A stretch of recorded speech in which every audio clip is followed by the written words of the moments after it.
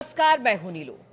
तो हर रोज हम आपके लिए अपडेट मिडिल ईस्ट से लेकर आते हैं और इस वक्त एक बड़ी खबर सामने आ रही है, खास तौर पर जब ऐसे समय जब बातचीत का दौर भी चल रहा है, युद्ध की आशंका भी अमेरिका और ईरान और इजराइल के बीच में बनी हुई है। ऐसे में खबर यह आ रही है कि ईरान जो है वो इराक की तरफ अपने हथियार भेज रहा है। अब इसके पीछे की क्या वजह है, आखिर क्या वजह है कि ईरान इराक में हथियार भेज रहा है? बातचीत करने के लिए मयंक मेरे साथ जुड़ गए हैं। मयंक, अब तक तो हमने देखा कि चाहे हुती हो, हिजबुल्ला हो या फिर हमास हो, इन सब जगहों पर उनको ताकतवर बनाने के लिए कहा जाता है कि ईरान पीछे खड़ा रहता है, हथियार मुहैया कराने से लेकर हर तरह की चीजें। लेकिन इस बार ईरान इराक में अपने हथियार भेज रहा है। क्या वो हथियार हैं और क्या वजह है इसके पीछे? ईरान की मंशा क्या है? देखिए, जो इंटरनेशनल मीडिया में जिसकी चर्चाएं हैं, जो एक्सपर्ट्स मान रहे हैं, ये ईरान का एक बहुत बड़ा मूव है। ये ऐसा लगता है कि पूरी एक शतरंज की बिसात बिछी हुई है और जिसमें खामेनी ने एक बहुत बड़ा दांव खेला है। और बताया ही जा रहा है, खबरें ये आ रही हैं कि ईरान ने इराक में अपनी बैलिस्टिक मिसाइल्स की बड़ी खेप भेज दी है। और ये बैलिस्टिक मिसाइल्स किसको सप्लाई की गई हैं?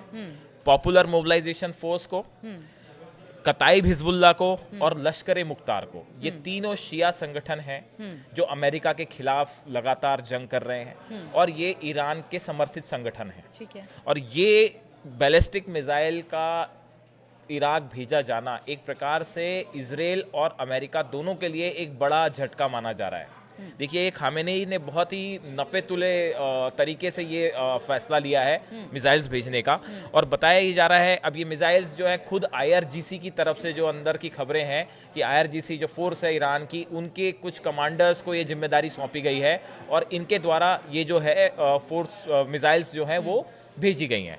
अब देखिए, इसमें जो मिसाइल्स भेजी गई हैं इसमें कुद्स बैलिस्टिक मिसाइल है और जमाल नाम की बैलिस्टिक, जमाल ग्रुप की जो है वो बैलिस्टिक मिसाइल्स हैं। ये दो बैलिस्टिक मिसाइल्स का नाम सामने आ रहा है और साथ ही बड़ी संख्या में बड़े पैमाने पर हथियार भी इराक भेजे गए हैं।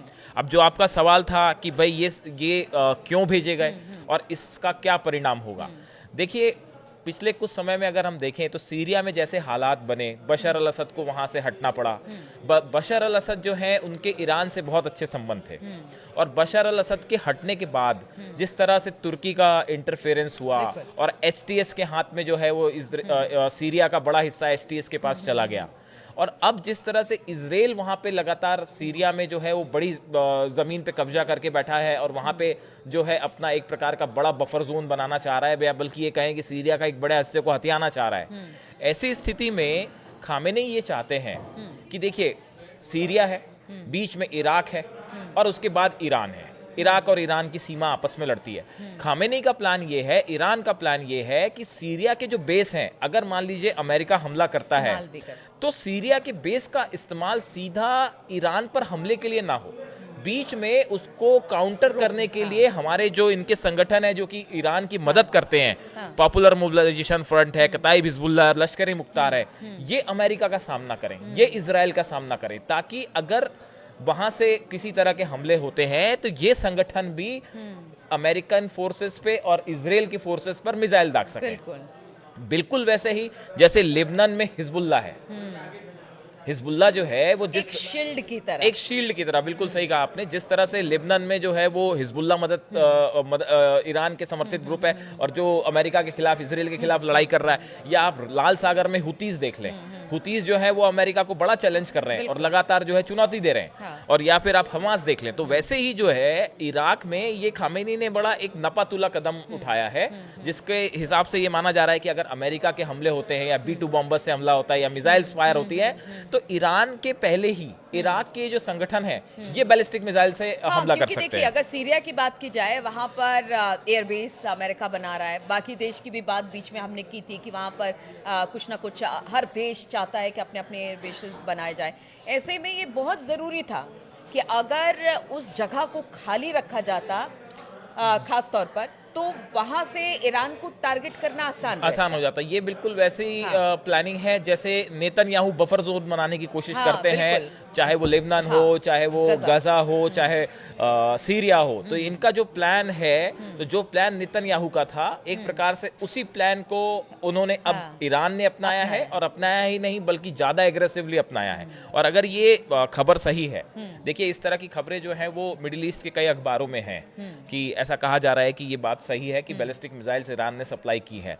अगर ऐसा है तो ये वाकई एक बड़ी चुनौती होगा अमेरिकन फोर्सेस के लिए, और खासकर इजराइल के लिए। और एक बात और, हमने पहले भी जिक्र किया था इस बात का कि देखिए अगर इजराइल और अमेरिका एक तरफ आ जाते हैं तो ईरान के समर्थन में जो उनके प्रॉक्सीज है और बाकी बहुत सारे संगठनों को हमने बात किया था कि किस तरह से वो चाहते हैं कि वो ईरान का समर्थन करें, और जहां पर बात युद्ध की आएगी खासतौर पे इजराइल और अमेरिका के साथ, तो सभी संगठित होंगे।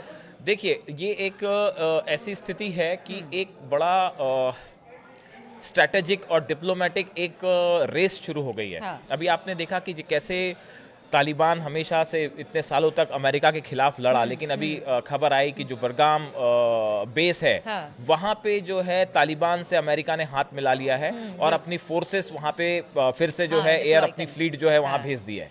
तो देखिए एक प्रकार का युद्ध के पहले जो लॉबिंग होती है कि कैसे किसी मुल्क को, किसी संगठन को अपने पक्ष में किया जाए, तो अमेरिका की तरफ से भी एक कोशिश है कि ज्यादा से ज्यादा इस्लामिक जो कंट्रीज हैं उनको ईरान के खिलाफ अपने खेमे में रखा जाए, और दूसरी तरफ ईरान की एक कोशिश है कि जितने संगठन जो अमेरिका के खिलाफ हैं उनको मजबूत किया जाए, अपने पक्ष में रखा जाए, ताकि अगर अमेरिका की तरफ से हमला होता है, इजराइल की तरफ से हमला होता है, तो ना सिर्फ ईरान पलटवार करे बल्कि ये सब संगठन, और हमने देखा कि ये बड़ी क्षति पहुंचाते हैं, चाहे हिजबुल्ला हो, चाहे हुती हो, चाहे हमास हो, ये हमेशा एक बड़ी भूमिका निभाते हैं ईरान के पक्ष में, और ये हमेशा से अमेरिका और इजराइल फोर्सेस के लिए बड़ा चैलेंज होते हैं। और इसीलिए ईरान तटस्थ रहता है। हमने देखा है कि वो बड़े नपे तुले सधे, क्योंकि उसके प्रॉक्सीज पहले आगे। नीलू आप बिल्कुल सही कह रहे हो, हम बार बार ये कह रहे हैं कि देखिए चाहे कोई भी फ्रंट हो, चाहे डिप्लोमेटिक फ्रंट हो, चाहे स्ट्रैटेजिक फ्रंट हो, डिफेंस का लेवल हो, खुफिया एजेंसीज हो, और हथियारों का मोबिलाइजेशन हो, इन सब मामले में ईरान के कदम बड़े बेहद नपे तुले हैं। अब सबकी नजर है कल की वार्ता पे क्या होता है, उसके बाद देखते हैं क्या बात। बिल्कुल, और हमारी नजर भी कल की वार्ता पर है, लेकिन देखिए तैयारी पूरी है, चाहे वो ईरान की तरफ से हो, अमेरिका की तरफ से हो, इजराइल की तरफ से हो, उनके प्रॉक्सीज की तरफ से हो।